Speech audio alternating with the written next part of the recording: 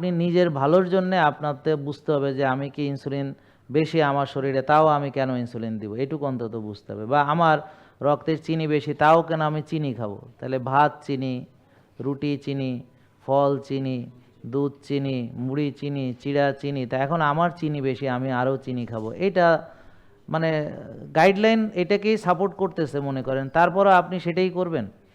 তাইলে এখন করলে পরে আমি কি ভালো হব? উত্তর হলো না। তাহলে আমি কি আরও বড় রোগী হব? উত্তর হলো হ্যাঁ। আমার কি ওষুধ আরও বাড়বে? উত্তর হলো হ্যাঁ। আমি কি দিন দিন আরও মনে করেন যে সমস্যায় পড়ব? উত্তর হলো ইয়েস। তাহলে যেই জিনিস গাইডলাইন ফলো করে, হ্যাঁ, যেই গবেষণালব্ধ তথ্য ফলো করে আপনি আরও বড় রোগী হচ্ছেন, সেটাই চলবে। আর যেই কমন সেন্স আল্লাহ আপনাকে দিয়েছেন, হ্যাঁ, যে আমার চিনি বেশি, আমি আরও বেশি চিনি খাবো, এটা তো কমন সেন্সে যায় না। এটা তো যায় কমন সেন্সে?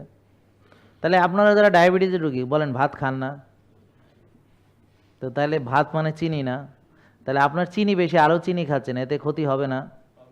তাইলে তৈয়েব মানে হলো যে আপনার যদি চিনি বেশি থাকে, এখন যদি আরও চিনি খান, সেটা তৈয়েব হয় কি করে? মানে ক্ষতিগ্রস্ত হচ্ছেন যেই খাবার খেয়ে, সেটা কি তৈয়েব হবে?